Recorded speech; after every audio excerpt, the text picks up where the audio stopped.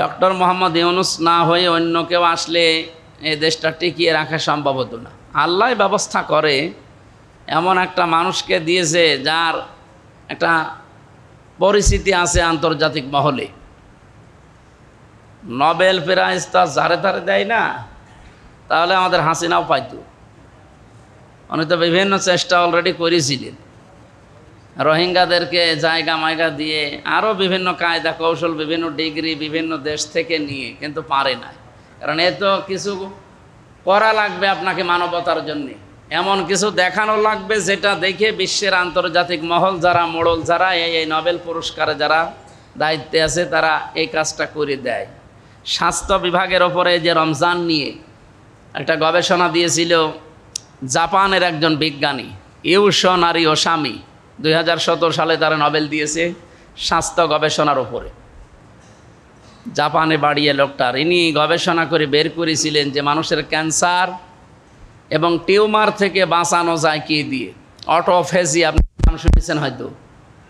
উনি আবিষ্কার করে দেখিয়েছে 29 থেকে 30 দিন, বছরে যদি কেউ 12 থেকে 14 ঘন্টা দিনের বেলায় না খেয়ে থাকতে পারে, তার শরীর থেকে ক্যান্সার এবং টিউমার, এই না খেয়ে থাকা একটা গুরুত্বপূর্ণ ভূমিকা পালন করে। কারণ শরীরে 2 কোটির উপরে কোষ আছে আমাদের।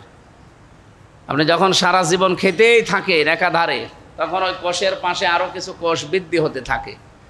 ওই কোষ থেকে মুক্ত করার জন্যেই এই অটোফেজি, আমরা যেটাকে রোজা বলি, সিয়াম বলি। উনি তো আর রোজা সিয়াম বিশ্বাস করে না, উনি অটোফেজি আবিষ্কার করেছে।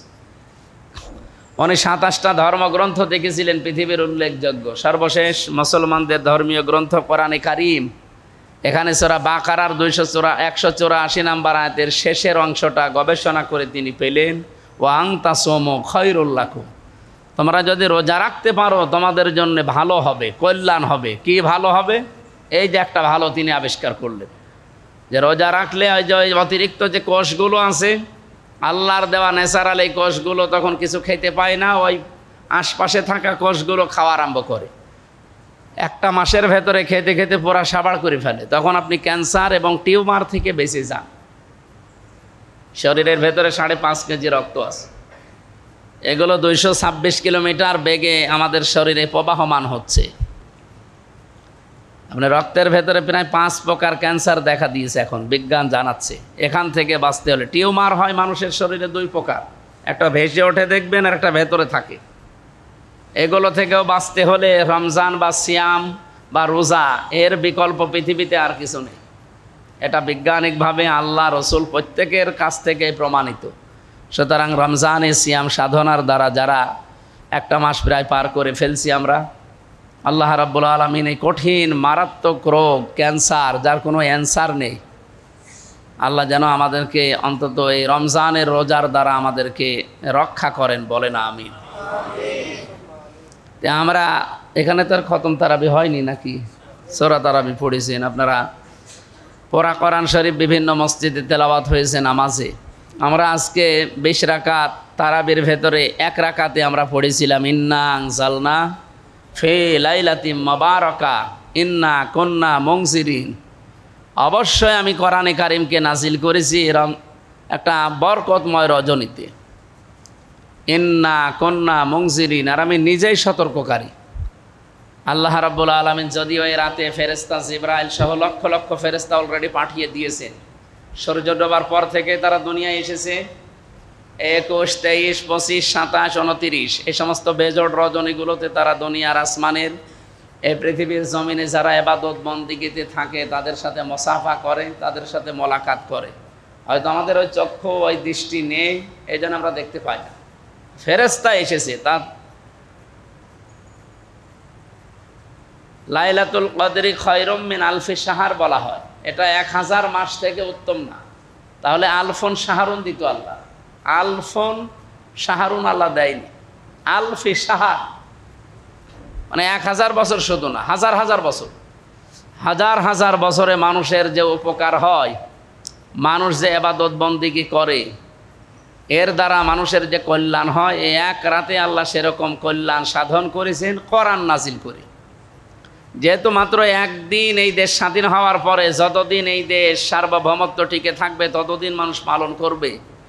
কোরআনে কারিম যে রাতে আল্লাহ নাজিল করেছিলেন, ইন্না আনজালনাহু ফি লাইলাতুল কদরি ওয়া মা আদরাকা মা লাইলাতুল কদর, অবশ্যই আমার এই কোরআন আমি লাইলাতুল কদরে নাজিল করেছি। আপনি জানেন এটা কি?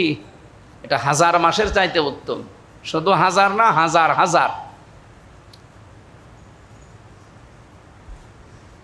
এরপরে কি? তানাজ্জালুল মালাইকাতু আর রূহু ফিহা বিইذনি রাব্বিহিম মিন কুল্লি আমরিন সালাম হিয়া হাত্তা মাতলাইল ফাজরি।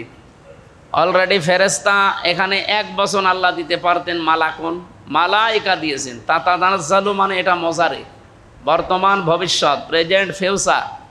তার মানে এখন নাজিল হয়েছে, ভবিষ্যৎ বলতে কিয়ামত পর্যন্ত রমজানের এই শবে কদর যেই দিন আসবে ওই দিনই নাজিল হবে। একজন দুইজন না, লক্ষ লক্ষ ফেরেশতারা নাজিল হচ্ছে, হবে। কতক্ষণ পর্যন্ত তারা থাকবে? ফজর পর্যন্ত। এরা এসেই বলতে থাকবে আল্লাহর সালাম, আল্লাহর শান্তি দুনিয়ায় বর্ষিত হোক ওই মানুষগুলোর উপরে যারা এবাদতে আছে। এবাদত কি? আমরা আমাদের দেশে, বিশেষ করে বাংলাদেশে, ভারতে, পাকিস্তানে, এই সমস্ত দেশে আমরা মনে করি এবাদত মানে সে 27-এ হোক, সবে বরাতে হোক, আর সবে মেরাজে হোক, এই সমস্ত রাত আসলে আমরা এবাদত মনে করি। মসজিদে জিকির আজকার করা, নামাজ পড়া, তসবিহ তাহলিল করা, কোরআন পড়া, বা এই মসজিদ থেকে ওই মসজিদে যে একটু ঘোরাফেরা করা। কথা বুঝতেছে? বাংলাদেশে কিন্তু এইটাই হয়। আমি ভারতে ছিলাম রমজানে, আমি এটা দেখেছি 18-19 সালের দিকে। ওরা এই কলকাতা কেন্দ্রিক ওদের এবাদত বন্দেগী এরকম, এই মসজিদ থেকে ওই মসজিদ, ওই মসজিদ থেকে এই মসজিদ। আমাদের দেশেও এটা হয়, মানে এই মসজিদ থেকে ওই মসজিদে দল বেঁধেছে, যুবক সেরিফিলি যায়, মনে হচ্ছে যে এবাদতের বন্যা বয়ে যাচ্ছে, অথচ কিছু হয় না, খালি ঘোরাফেরা করে। এর নাম কি এবাদত নাকি? এবাদত নামাজ যেমন আপনি এবাদত মনে করেন, জিকির করা এবাদত মনে করেন। আপনার বাড়ির আশপাশে যদি এই যে রমজান আর 3 দিন আছে, এরপরেই তো ঈদ উল ফিতর শুরু হবে, মানুষ যেন অন্তত আপনার মতো একটু আনন্দ করতে পারে, সেই ব্যবস্থা করার জন্য উদ্যোগ নেওয়া। এই উদ্যোগ বাংলাদেশে যদি সব মসজিদ থেকে, সব জায়গা থেকে আমরা নিতে পারতাম, এ দেশের অনেক মানুষের মুখে হাসি ফোটাতে পারতাম। ওটা যে একটা এবাদত আমরা অনেকে জানি না। আমি কি কথা বোঝাতে পেরেছি? না না, আপনি বোঝেননি এখন। আপনি কিন্তু নামাজের প্রতি যেমন যত্নবান, রোজা রাখতে যেমন যত্নবান, জিকির করতে যেমন যত্নবান, কোরআন পড়তে যেমন যত্নবান, আপনি মানুষকে তার মুখে হাসি ফোটাতে, তার দুঃখ দুর্দশা দূর করার জন্য ওই রকম যত্নবান না। অথচ ওটা যে একটা এবাদত আমরা অনেকে জানি না। এই লাইলাতুল কদরে আপনি শুধু জিকির করবেন, নামাজ পড়বেন, এই এবাদত আল্লাহ দেয়নি, ওইটাও একটা এবাদত। সুতরাং ঘোরাফেরা যদি করাই লাগে, অন্তত 10 জন 15 জন মিলে একটু চেষ্টা করেন যে 2টা মানুষের মুখে কি করে এই 3 দিন পরে হাসি ফোটানো যায়। নিজের শখের জিনিস না কিনে ওখান থেকে মনে করেন 1000 আপনার বাজেট, 800 টাকা কিনলেন, 200 রাখলেন, এরকম 15 জন রাখেন তো দেখেন 3000 টাকা হয়ে যাবে। এই টাকা দিয়ে যদি অন্তত 5টা পরিবারে সেমাই, চিনি বা একটু হালকা কোনো কিছু একটু দিয়ে দেন, তাদের মুখে হাসি ফুটবে না? মুসলমানদের দিবস তো আসতেছে এই কারণে। পৃথিবীর যত দিবস আছে আপনি দেখবেন সব ভোগের দিবস, আর মুসলমানদের যে দিবস কোরআন হাদিস প্রণীত, এ ভোগের দিবস না, এগুলো ত্যাগের দিবস। এজন্য আমাদের ঈদুল আজহা, ঈদুল ফিতরে আগে ভোগ এরপরে ত্যাগ না, আগে ত্যাগ করবেন এরপরে ভোগ করবেন। কথা বুঝতেছেন? আর অন্যান্য ধর্মের যত অনুষ্ঠান আছে, এমনকি বাংলাদেশে যত বানানো ধর্মীয় অনুষ্ঠান আমরা বানিয়েছি, যত দিবস আছে, সব পালন করা হয় আগে ভোগ এরপরে ত্যাগ। এই যে পয়লা বৈশাখ, খালি খাবো খাবো এরপরে হালকা দেব, এই কথা বলে না, খালি খাবো খাবো, নেব নেব, এই খাবো, এই খাবো, পান্তা ইলিশ খাবো, এরপরে নতুন জামা নেব, নতুন স্যান্ডেল নেব, এই জিনিস নেব, প্রেমিকার সাথে দেখা করব, খালি। কিন্তু দেওয়া যে লাগবে এটা শুধু ঈদুল ফিতরে আছে, ঈদুল আজহায় আছে। 1 মাস রোজা রেখে আপনি আনন্দ করে খাবেন হবে না। আগে ঈদগায় যাওয়ার আগে ফেতর দেন, সাদাকাতুল ফিতর বলা হয়। সাদাকাতুল ফিতর না দিয়ে আপনি যদি ঈদে যান, আপনার রোজার ত্রুটি থেকে যাবে। যদি সামর্থ্যবান, আপনার রোজাই হবে না। ঈদ পালনও হবে না, কারণ এটা ওয়াজিব। আমি কথা বোঝাতে পারছি? মুসলমানদের যত দিবস আছে এই দিবসগুলো আগে ত্যাগ, এরপরে ভোগ, যতটুকু থাকবে ততটুকু। ঈদুল ফিতরে, ঈদুল আজহায় তাই। আপনি কোরবানি কিনবেন 2 লাখ 2.5 লাখ টাকা দিয়ে, আগে মরণের খাওয়া খাবেন, জবাই করে হবে না। আগে জবাই করে গরিবকে দিয়ে আসেন, ওর ছেলে মেয়ে নিয়ে রান্না করে খাবে, হাসবে, ওর হাসি দেখে আপনি হাসবেন। এ কথা বুঝতেছে? এই জন্যে ইসলামের যে দিবসগুলো আছে আগে ত্যাগ, এরপরে ভোগ। আর অন্যান্য যত দিবস পাবে আগে খাবো, আগে নেব। এই যে বিশ্ব ভালোবাসা দিবস 14ই ফেব্রুয়ারি, আমি খাবো, নেব, এই খাবো, ওই খাবো, এই বিভিন্ন খাওয়া খাওয়া, খালি বাকি খাওয়া তো আমি বলতে পারলাম না। বিভিন্ন খাওয়া জিনিস শুধু, কিন্তু দেওয়া জিনিস কি আছে বলেন তো? একজন বান্ধবী একজনকে বলছে 14ই ফেব্রুয়ারি আসতেছে, প্রেমিক তো আমার জানিয়েছে যে কিছু দেওয়া লাগবে, তো কি দেব বলতো? আচ্ছা, কি দেওয়ার মতো আছে? তোর শরীরই দিয়ে দে। একটা কথা বলছে, সুবহানাল্লাহ। তো এই যে অন্যান্য যত দিবস আমরা দেখলাম, শুধু খাওয়া খাওয়া, নেওয়া নেওয়া। ইসলামে এই যে পয়লা বৈশাখ বলেন, 14ই ফেব্রুয়ারি বলেন, পরে ইংরেজি নববর্ষের প্রথম যেটা আছে 1 জানুয়ারি বলেন, যত দিবস আমরা জানি, এই যে কি বিশ্ব মা দিবস পালন করা হয়, বিশ্ব বাবা দিবস, বিশ্ব বোন দিবস, বিশ্ব ডিম দিবস, যত দিবস আছে খালি খাওয়া ছাড়া কি আছে? এমনকি মুসলমানদেরও অনেক বানানো যে ইবাদতগুলো, এগুলো খালি খাওয়া। সবে বরাতে কি বলেন না কেন? 2 ঈদে কি? সবে মেরাজে কেউ মরে গেলে, কেউ জন্ম নিলে, খাওয়া ছাড়া কোন ইবাদত আছে? এই জন্যে আমরা খাওয়াটা ভালো বুঝি, তো এই জন্য খাওয়া যেখানে, মুসলমানের ইবাদত ওই জায়গায় যায়।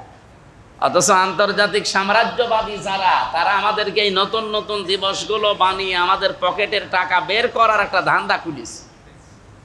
একটা দিবসও পালন করলে কোনো সওয়াব হয়, অথচ পকেটের টাকাগুলো চলে যায়। বিভিন্ন মেলা বসায়, আর এই দিবস পালন করার নামে আমরা এই পয়লা বৈশাখে 14ই ফেব্রুয়ারি ভালোবাসা দিবস, এটা ইংল্যান্ড থেকে এসেছে।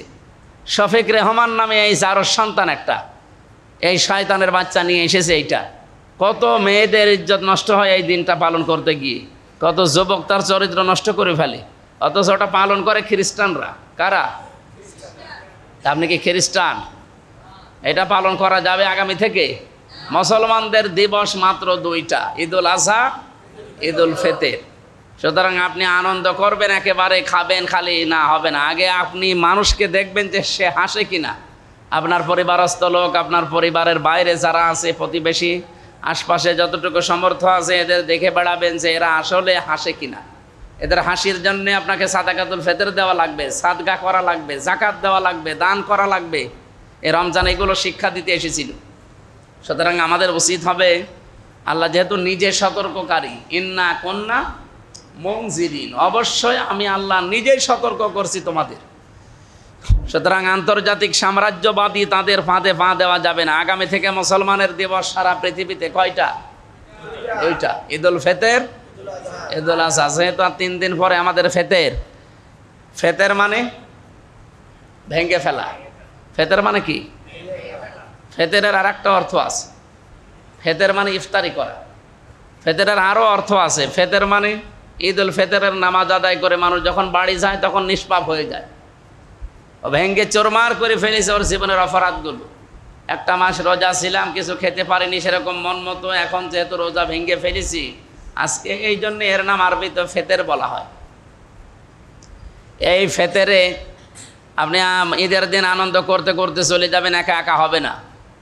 যতটুকু সমর্থ আছে, একটা মাস যারা রোজা রাখলেন, আপনি যদি সাহেবে নিসাব হয়ে থাকেন, সাহেবে মাল হয়ে থাকেন, অবশ্যই আপনাকে ফেতরা দেওয়া লাগবে। হয় ফেতরা আপনি দেবেন, নাই ফেতরা নেবেন, এর বাইরে কিছু নেই। কথা বোঝা গেছে? হয় আপনাকে ফেতরা দেওয়া লাগবে, না আপনাকে ফেতরা নেওয়া লাগবে। আপনি কোন পজিশনে আছে আপনি বলেন। বাংলাদেশে আমরা যে নিয়মটা করেছি টাকা দিয়ে, আসলে খাবার দেওয়া লাগে। খাবার, যেই খাবারটা দিলে ওই লোকটা বিক্রি করতে পারে, এরকম জিনিস দিয়ে সাদাকাতুল ফিতর আদায় করার নিয়ম। ওই জামানায় নবী 3 সা বলা হয়। সা কি? সা বললে বুঝবেন? এই গেড়ো বোঝেন? গেড়ো বাংলা ভাষায় বলছে, আমার পাশের গ্রামে বাড়ি, এই যে গেড়ো করে তোলে না, চাল, ধান, গম, ভুট্টা, এই যে গেড়ো করে এভাবে 3 বার তুলবেন। সেটা আপনি খেজুর দেন, পনির দেন, এরকম জব দেন, আটা দেন, 10টা জিনিস দিয়ে দেওয়া যায়। এরকম গেড়ো করে আপনি মনে করেন খেজুর দিয়ে দেবেন। খেজুর এখন বাজারে সর্বোচ্চ 2200 টাকা কেজি, আর সর্বনিম্ন হয়তো 120 টাকা কেজি। তো এই হিসাবে যদি আপনি এভাবে 3 মোট বা গেড়ো 3 গেড়ো তোলেন, আমি এটা যেহেতু রেকর্ড হচ্ছে, গেড়ো বললে আবার বসবে না, কি বলো এটারে? মুষ্টি। 3 মুষ্টি হোক আর যাই হোক, যেহেতু এটা দেখিয়ে দিচ্ছি, যারা দেখবে তারা বুঝবে। এইভাবে করে আপনি তুলবেন খেজুরের যে স্তূপ করা আছে সেখান থেকে, অথবা চাউল তোলেন, গম তোলেন, আটা তোলেন, জব তোলেন, পনির তোলেন। 3 মুষ্টি তোলা লাগবে। এভাবে 3 মুষ্টি তুলে দেখেন তো কতটুকু ওঠে। যতটুকু উঠবে ওইটা মাপ দেন। এখন যেহেতু দাড়িপাল্লা কেজির সিস্টেম, এটা আমার মনে হয় যেহেতু আলেমরা কুষ্টিয়া জেলার জন্য 110 টাকা মনে হয় নির্ধারণ করেছে। এমনি করেন ওরা, এই যে হিসাব নিকাশ করেই করেছে।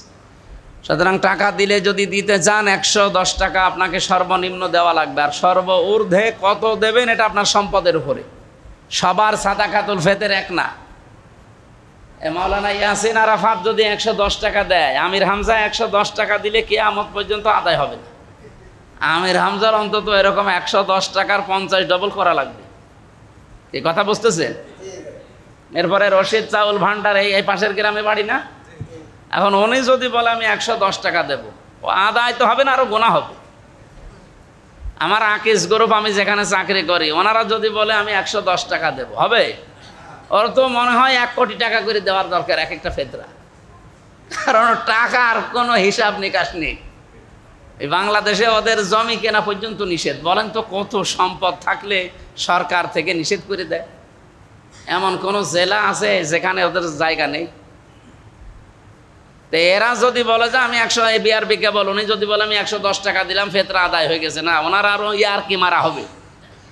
উনি যদি দিতে চায়, ওনার যে পজিশন, ওই পজিশনে দেওয়া লাগবে। আমি কি কথা বোঝাতে পেরেছি? এখানে সবার কি 110 টাকা? সর্বনিম্ন এটা না দিলেই না। হ্যাঁ, এর উপরে আপনি 500 দিতে পারেন ফেতরা, 1000, 1500, 2000, 2800, 3200 পর্যন্ত মনে হয় অনেকে এই নির্ধারণ করেছে। তো এই হিসাবে আপনারা যার যে সামর্থ্য, আপনি তো জানেন আপনার অবস্থান কোথায়। আমি কয়েকটা মানুষের নাম বললাম, বিআরবি কেবলের, এরপরে আকিস গ্রুপের, এরপরে সালমান এফ রহমান তো এখন দরবেশ বাবা ধরা খেয়ে উনি মাটিতে শুয়ে আছে। ওনার আর ফেতরা, উনিই ফেতরা নেবে, ওনার আর বলছি না। আর বাকি যারা আছে, এই সমস্ত মানুষের যার যে পজিশন, সামাজিক স্ট্যাটাস, ওই জায়গায় দাঁড়িয়ে তাকে হিসাব করা লাগবে যে আমার ফেতরা কতটুকু। কথা বোঝা গেছে? তাহলে এখানে বলেন তো সর্বোচ্চ কার আছে? আমি যেমন 110 টাকা দিলে আমার হবে না, আমার হিসাব করা লাগবে যে আমার কি পরিমাণ সম্পদ আছে আমার বাবার মিলে। এই জায়গা থেকে হিসাব করে আমার হয়তো এক একটা ফেতরা কমপক্ষে 20,000 করে আসবে মনে করেন। তো আমার 3টা মেয়ে, ম্যাডাম, আমি, মা, বাবা, সব মিলে যদি এক একটা ফেতরা দেওয়া লাগে, আমার মনে হয় আপনারা পুরা গ্রাম মিলেও তো এই ফেতরা হবে না। হয়তো এখানে যারা আছেন, এরকম ধনী মানুষ আছেন যাদের ফেতরা দিতে হলে 110 টাকায় হচ্ছে না, তাদের দেওয়া লাগবে হয়তো এক একজনের 2000 টাকা। এরকম মানুষ নেই? তাহলে আপনার সামর্থ্য অনুযায়ী যদি এই ফেতরা আদায় করেন, এরকম ফেতরা পেয়ে আপনার আশপাশের গরিব মানুষগুলো যেন ঈদের দিন অন্তত তার ছেলে মেয়ে নিয়ে আনন্দ করতে পারে, এমন জিনিস দেওয়া যেটা বাজারে সচরাচর চলে, ও যেন বিক্রি করে হলেও ওইটা নিতে পারে সম্পদ। যেহেতু বিক্রি আপনি করছেন না, টাকা দিয়ে দিচ্ছেন, হিসাব করে টাকা দিয়ে দেবেন। এরপরে গুরুত্বপূর্ণ একটা বিষয় আমরা ছেড়ে গেছি, সেটা হচ্ছে হাদিস যেটা পড়েছিলাম, বিশ্বনবী মুহাম্মদ রাসূলুল্লাহ জানিয়েছেন, শাবে কদরে কেউ যদি ঈমানের সাথে আর হিসাব নিকাশ করে ইবাদত বন্দেগী করতে পারে, এই শব্দটাই বাংলাদেশে আমরা বুঝি না। মান সামা ফি লাইলাতিল কদরি ঈমানাও ওয়া ইহতিসাবান, 2টা শব্দ। যে ব্যক্তি লাইলাতুল কদরে দাঁড়িয়ে যায়, ইবাদত করবে, কি নিয়ে দাঁড়ায়? ঈমান নিয়ে। কি নিয়ে? আমাদের ইমান আছে এটা আমরা আবার জানি তো, ইমান যে আমার আছে আমি কিভাবে টের পাবো? সাহাবী প্রশ্ন করলেন, হে নবী, আমার যে ইমান আছে আমি কি করে টের পাবো? আমার কি জব্বা বড় দেখলে আমার ইমান আছে বুঝবো? বলে না। ইদা সাররাতকা হাসানাতুকা ওয়া সাআতকা সাজ্জিআতুকা ফাআনতা মুকমিন। যখন তোমার ভালো কাজগুলো তোমাকে আনন্দ দেবে আর অন্যায় কাজগুলো দেখলেই তোমার ভেতর থেকে একটা কষ্ট লাগবে, বাধা আসবে, তখন বুঝবা যে তোমার ইমান আছে। ভালো কাজ কি সবার কাছে ভালো লাগে? অন্যায় কাজ কি সবার কাছে খারাপ লাগে? তার মানে আপনার ইমান আছে কিনা আপনি বলেন। আপনি যে সারা রাত দাঁড়িয়ে এখন 100 রাকাত নামাজ পড়বেন, নামাজ পড়লেই সওয়াব হবে? ইমান থাকা লাগবে আগে। আর ইমান আছে কিনা এটা তার থার্মোমিটার। কথা বোঝা গেছে? 2 নম্বরে ইহতিসাবান। ইহতিসাব মানে হিসাব নিকাশ করা আমার জীবনের সাথে, যে আমি এখনই যদি মারা যায়, রমজান এসেছিল আমি আমার গুনাহ মাফ করে নিতে পারি না, আমার মতো কপাল পোড়া দুনিয়ায় নেই। আমি একটা হিসাব নিকাশ করা লাগবে, আমার জীবনের সাথে বুঝ করা লাগবে। এখন এই বুঝটার জন্যে রমজান প্রতি বছর একবার আসে। সুতরাং ইমানের সাথে আর হিসাব নিকাশ করে করে জীবনে আত্মসমালোচনা করে নিজেকে পরিবর্তনের নিয়তে যারা আজকে দাঁড়িয়ে যাবে মানে শুধু নামাজে দাঁড়ানো না, সমাজের জন্যও দাঁড়িয়ে যাওয়া, পরিবারের জন্য দাঁড়িয়ে যাওয়া, রাষ্ট্রের জন্য দাঁড়িয়ে যাওয়া, এর নাম মান সমা রমাদানা মান কমা রমাদানা। কমা শব্দের শাব্দিক অর্থ দাঁড়িয়ে যান। হয়তো ব্যক্তিগতভাবে দাঁড়ান, পরিবারের জন্য দাঁড়ান, সমাজের জন্য দাঁড়ান, রাষ্ট্রের জন্য দাঁড়ান। আর সবাইকে সব জায়গা থেকে দাঁড়ানোর সময় এসে গেছে। কথা বুঝতেছেন? যে যেখানে আছেন ওই পজিশনে আজ দাঁড়াতে হবে। রাসূলুল্লাহকে আল্লাহ ডাক দিয়েছিলেন, ইয়া আইয়ুহাল মুদ্দাসসির কুম ফাআনজির, হে চাদরওয়ালা কম্বলওয়ালা দাঁড়ান। আপনি এভাবে শুয়ে থাকার জন্য দুনিয়ায় আসেননি, আপনি দাঁড়ান। ফাআনজির, মানুষকে সতর্ক করেন। সুতরাং সতর্ককারী 1 নম্বরে কে? ইন্না কুন্না মুনজিরিন, আমি নিজেই সতর্ককারী। 2 নম্বরে সতর্ককারী কে? রাসূলুল্লাহ। বলেন বলেন। ইয়া আইয়ুহান নাবিয়্যু ইন্না আরসালনাকা শাহিদা ওয়া মুবাশশিরা ওয়া নাযীরা ওয়া দাঈয়ান ইলাল্লাহি বিইযনিহি ওয়া সিরাজাম মুনীরা। এখানে আল্লাহ 5টা গুণ দিয়েছেন রাসূলুল্লাহ। হে নবী, ইন্না আরসালনাকা, অবশ্যই আপনাকে আমি পাঠিয়েছি, শাহিদান, আপনি সাক্ষীদাতা। কিয়ামতের দিন যত উম্মত আসবে সব উম্মতের পক্ষে সাক্ষী দেব আমরা, আর আমাদের পক্ষে বিপক্ষে সাক্ষী হিসাবে দাঁড়াবে রাসূলুল্লাহ। 2 নম্বরে মুবাশশিরান, আপনি সুসংবাদ দেবেন মানুষকে। 3 নম্বরে নাযীরা, আপনি মানুষকে সতর্ক করবেন, ভীতি প্রদর্শন করবেন। 4 নম্বরে ওয়া দাঈয়ান ইলাল্লাহ, আপনি মানুষকে আল্লাহর দিকে ডাকবেন। আমরা আজ বাবার দিকে ডাকি, স্বামীর দিকে ডাকি, দলের দিকে ডাকি, ডাকা লাগবে কার দিকে? আপনি যেখানে আছেন ওখান থেকে আপনার দায়িত্ব এটা হওয়া লাগবে আজকে থেকে। কুল হাদিহি সাবিলি আদউ ইলাল্লাহ, হে নবী আপনি বলেন এইটাই আমার পথ, আমি মানুষকে আল্লাহর দিকে যে ডাকি এইটাই আমার পথ। আমি আন্দাজে ডাকি না, আলা বাসিরাতিন, আমি বুঝে শুনে ডাকি, আমি দেখে শুনে ডাকি, বুঝে শুনে ডাকি। আনা ওয়া মানিত্তাবানি, এটা তো আমার কাজ, আর আমাকে যারা অনুসরণ করে বলে, যারা আমার উম্মত বলে দাবি করে তাদেরও কাজ।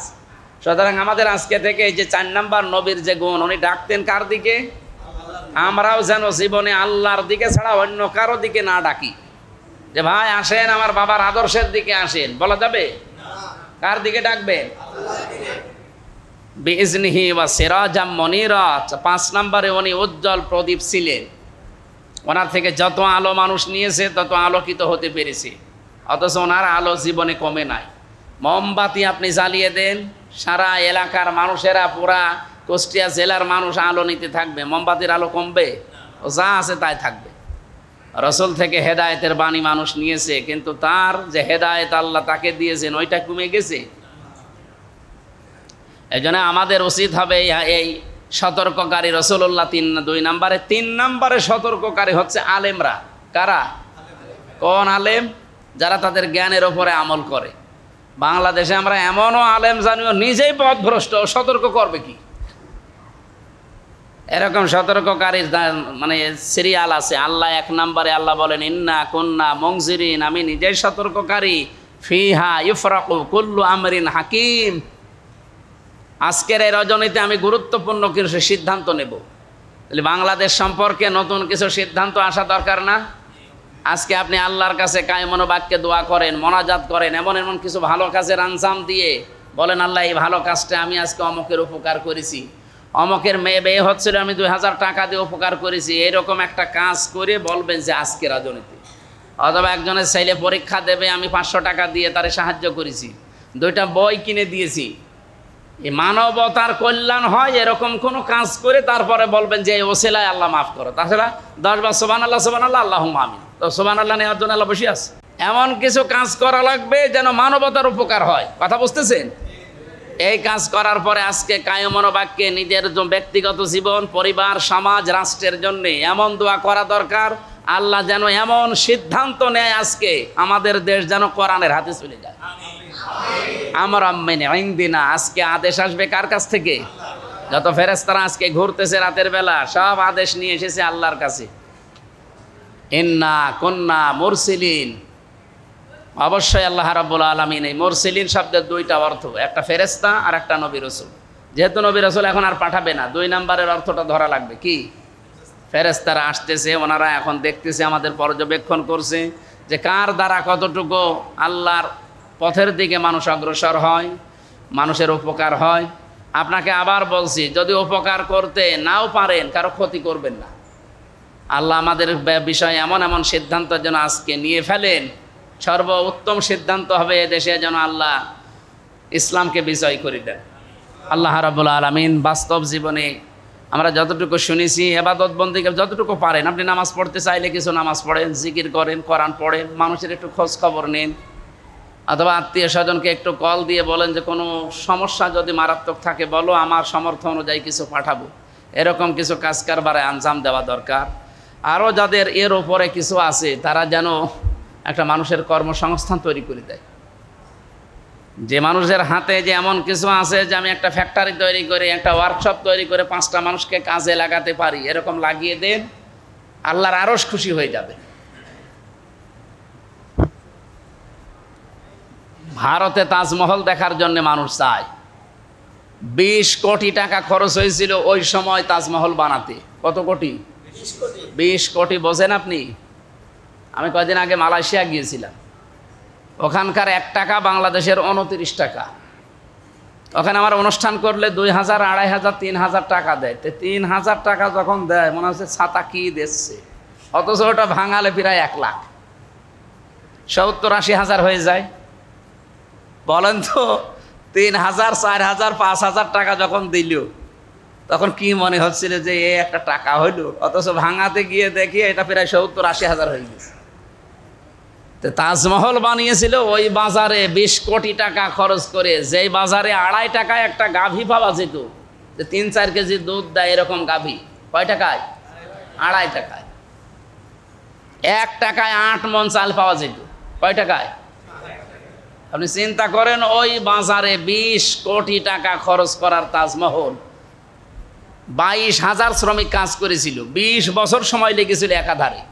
চিন্তা করতে পারেন কত কিছু এর ভেতরে। আমি নিজে দেখতে গিয়েছিলাম। বলেন তো, এটা দেখতে গিয়ে আমার অনেক সওয়াব হয়েছে নাকি? এটা আল্লাহর কাছে অনেক দামি কিচ্ছু না। এই যে এখন শীত চলছে, গরম চলছে, যদি কোনো শীত বস্ত্র কাউকে উপহার দেন, একটা শাড়ি কাউকে দিয়ে তার লজ্জাস্থানটা ঢাকার একটা ব্যবস্থা করে দেন, ওই বিধবা মেয়ে লোকটাকে একটা সেলাই মেশিন যদি 3-4 জন মিলে কিনে দেন, একটা মানুষ কর্মজীবনে নেই একটা অটো কিনে দেন 8-10 জন মিলে, ওই লোকটা যদি সত্যি কর্মজীবন ফিরে পেয়ে হালাল রুজি উপায়ের জন্য চেষ্টা করে, আল্লাহর আরশ আপনার উপরে খুশি হয়ে যাবে। এই সমস্ত ইবাদত বন্দেগীগুলো বাংলাদেশে চলে না। আমি অন্যান্য মুসলিম দেশে পেয়েছি, তারা এরকম ইবাদত বন্দেগী মনে করে। আমি মালয়েশিয়া যে 9-10 দিনে অনেক কিছু পেয়েছি, ওটা যদি বাংলাদেশে পেতাম এ দেশটা আরও দাঁড়িয়ে যেত। মালয়েশিয়া তো কিছুই দেখলাম না, খালি মানে পাম গাছ আর পাথর আর পাহাড়, এছাড়া আর কিচ্ছু নেই। অথচ তারা আজ দাঁড়িয়ে গেছে সততার কারণে, ইবাদতের কারণে। ফালিয়াবুদু রাব্বা হাযাল বাইত আল্লাযী আত'আমাহুম মিন জু' ওয়া আমানাহুম মিন খাউফ। আল্লাহর ঘর, কাবা শরীফের নাম দিয়ে আল্লাহ বলেন এই ঘরের মালিকের ইবাদত করো, তোমাদের ক্ষুধা লাগলে খাদ্যের ব্যবস্থা আল্লাহ করবে, আর যদি ভয় ভীতি কোনো ঝামেলা আসে সামনে এগুলো আল্লাহ নিজে দূর করে দেবে। আল্লাহ রাব্বুল আলামিন আর রমজানুল মুবারক দেখতে দেখতে শেষ হয়ে গেল, আর মাত্র একটা রাত আসে 29-এর, এটাও হতে পারে আজকেরটাই সম্ভাবনা বেশি। সুতরাং আপনারা এমন এমন কাজে আঞ্জাম আমরা যে যেখান থেকে আসি চেষ্টা করে যাব, আল্লাহ পাক যেন আমাদের দ্বারা একটা 5টা মানুষের উপকার হয় এরকম কাজ করার তৌফিক দেন। জিকির, সুবহানাল্লাহ, আলহামদুলিল্লাহ, নামাজ পড়া, কোরআন পড়া, হাদিস পড়া, এত পড়বেনই। সবচাইতে ভালো আল্লাহর কাছে দামি কাজ মানবতার জন্য কিছু করে যাওয়া। কুনতুম খায়রা উম্মাতিন উখরিজাত লিন-নাস, এই আয়াত তার প্রমাণ। আমি আজ যেহেতু বের হয়েছি সেই বিকাল 3টায়, এখন 9:40 বাজে, আর কথা বলা ঠিক হবে না। আগামী থেকে যেহেতু একটা মাহফিল নিয়েছি আপনাদের গ্রামে, মনে হয় অক্টোবরে, আমরা অক্টোবরে, নভেম্বর হবে না, সিরিয়াল অনেক বেশি হয়ে যাচ্ছে। আসবো ইনশাল্লাহ রাতের বেলা, আর আমারে তুলে দেবেন কিন্তু এসার পরে 8:30 9টায় তুলে দেবেন, আমি যতক্ষণ পারি কথা বলবেন তাফসীর আকারে ইনশাল্লাহ। আল্লাহুম্মা আমিন। লা ইলাহা ইল্লা আনতা সুবহানাকা ইন্নী কুনতু মিনাজ জালিমিন। আল্লাহুম্মা গফিরলি ওয়ারহামনি ওয়াহদিনি ওয়াফিনি ওয়ারযুকনি ইয়া রাব্বাল আলামিন। আল্লাহ তাআলা রমজানুল মুবারকে শবে কদরের রজনীতে 20 রাকাত তারাবির নামাজ আদায় করে, বেতের নামাজও আদায় করে শাহী দরবারে হাত তুলেছি। তুমি কোরআনে কারিমে জানিয়েছো ইন্না কুন্না মুনজিরিন ফিহা ইফরাকু কুল্লু আমরিন হাকিম। তুমি নিজেই সতর্ককারী, আজকে তুমি গুরুত্বপূর্ণ কিছু সিদ্ধান্ত নেবে। আমাদের বাংলাদেশ, আমাদের এই কুষ্টিয়া জেলা সম্পর্কে এমন কিছু সিদ্ধান্ত নাও যাতে আমাদের সবার কল্যাণ হয়। আমাদের ভাগ্যকে সুপ্রসন্ন করে দাও, আমাদের ভাগ্যকে তুমি সব কিছু থেকে মুক্ত করো। আমাদের ভাগ্যে যেগুলো ভালো ভালো কাজ আছে এগুলো আঞ্জাম দেওয়ার তৌফিক তুমি লিখে দাও। অন্যায় যেগুলো আছে এগুলো আমাদের জন্য কঠিন এবং কঠোর বানিয়ে দাও। মা বাবা যাদের নেই, কবরে আছে আল্লাহ, সবে কদরে তাদেরকে কিয়ামত পর্যন্ত মাফ করে দাও। আমরা আবার বলছি তুমি এমন কিছু সিদ্ধান্ত নাও এ বাংলাদেশ সম্পর্কে, যারা ষড়যন্ত্রে লিপ্ত আছে এগুলো তুমি ছিন্ন ভিন্ন করে দাও। আল্লাহ তাআলা আমরা আর যাই করি, আমরা তোমাকে তো সেজদা দিয়েছি, আমরা তো শিরিক করি না প্রকাশ্যে, আমরা তো প্রকাশ্যে বেদাত করি না। মেহেরবানি করে বাংলাদেশটা কোরআনের হাতে তুলে দাও।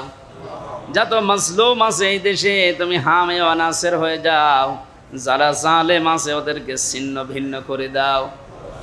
ফিলিস্তিনের মুসলমানেরা আজকেও তারা আঘাতপ্রাপ্ত, আল্লাহ তুমি তাদেরকে বাঁচাও। ইসরায়েলকে পৃথিবীর মানচিত্র থেকে তুমি গায়েব করে দাও। বারাকাল্লাহু লানা ওয়া লাকুম ফিল কোরআনিল আযীম। কুষ্টিয়া জেলার এই ক্ষুদ্র আইলচারা সদর থানায় যত মানুষ কবরে আছে, এলাকায় মাটির নিচে, প্রত্যেকটি মানুষকে কোরআনের ইজ্জতে মাফ করে দাও। আল্লাহ আমার জীবনের অপরাধগুলো তুমি নেকি দিয়ে পাল্টিয়ে দাও। আগামী রমজান পর্যন্ত আমাদের হায়াতটা তুমি বাড়িয়ে দিও আল্লাহ। এমন এমন নেকির কাছে আঞ্জাম দেওয়ার তৌফিক দাও যেন জীবনের মোড় ঘুরে যায়। আল্লাহ তাআলা রমজান এসেছিল চলেও গেল, জানি না তোমার রহমত মাগফিরাত নাজাত আমরা পেলাম কিনা। ওয়াকিনা আযাবান নার, জাহান্নাম থেকে আমাদের নাজাত দিয়ে দাও। আলহামদুলিল্লাহি রাব্বিল আলামিন। লা ইলাহা ইল্লাল্লাহু মুহাম্মাদুর রাসূলুল্লাহ। আসসালামু আলাইকুম। আপনারা 2 রাকাত করে নামাজ যদি 10 রাকাত 12 রাকাত পড়েন নির্ধারিত